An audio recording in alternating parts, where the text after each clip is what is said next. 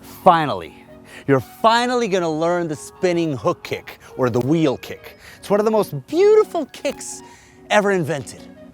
However, you really have to go watch the hook kick video tutorial that I have already done, and it's very important for you because if you don't know how to do the hook kick properly, you're never gonna be able to add a spin to it because it's a spinning hook kick, right? So I'm gonna stop this video and I'm gonna wait while you're watching the hook kick video. So stop.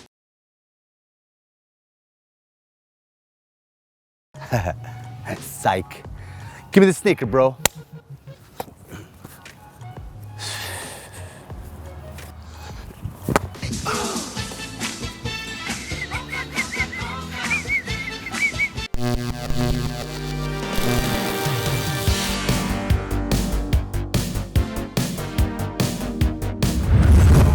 You already know that we always begin with the conditioning, and today I'm going to focus on the conditioning of the bottom foot, because sometimes you don't land on the proper position and you got to be really quick to get back to the original one. You're going to see what I mean in just a second.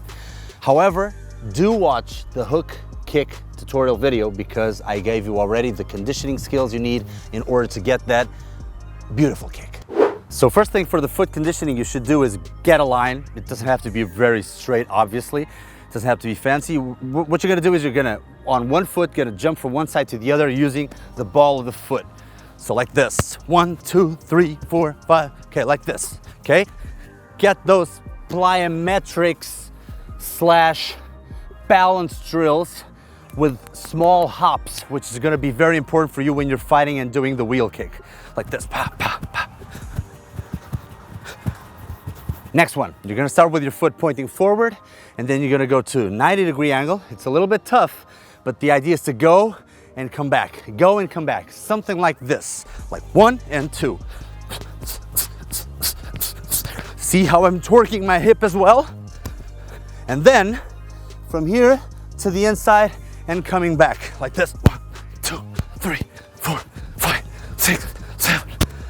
This is the idea, for you to get that balance and that quickness of the feet in order to get the perfect wheel kick.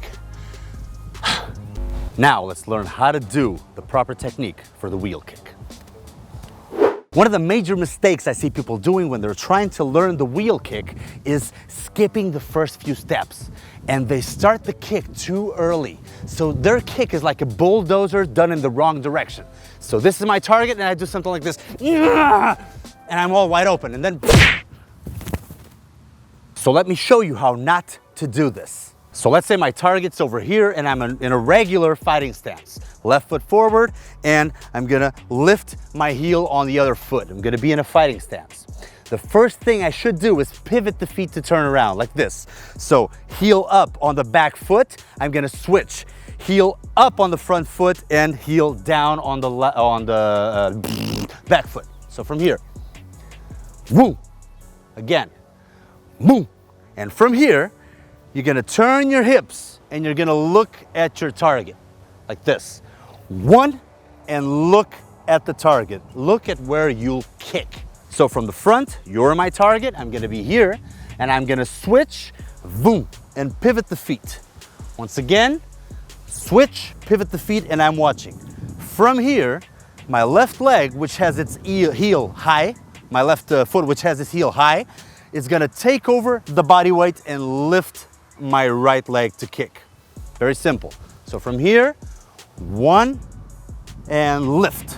These first steps are really something that you're required to perform 1,000 times, because in due time, you'll be much quicker. Like this, 1, okay?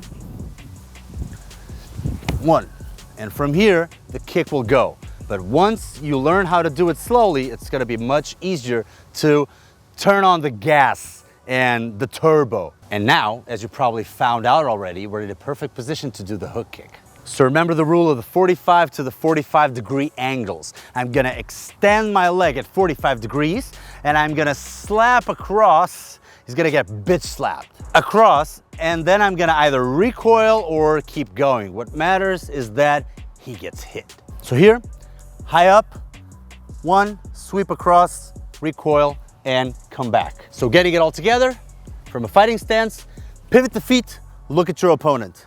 Lift up that knee. 45-degree, sweep, recoil, and then come back. Everybody was kung fu fighting. Now it's time for you to hit the pads. I always recommend racket pads from Taekwondo. And remember, so these were the basics. You've done it slowly. As you start hitting the pads and as you start putting these exercises or these kicks into an actual sparring session, you're gonna realize that all of this can be turned into something like pa.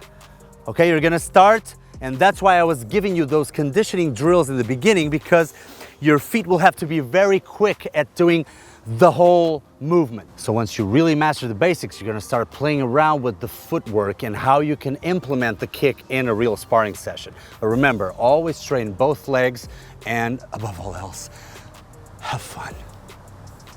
This is Willow Kicking Tutorial.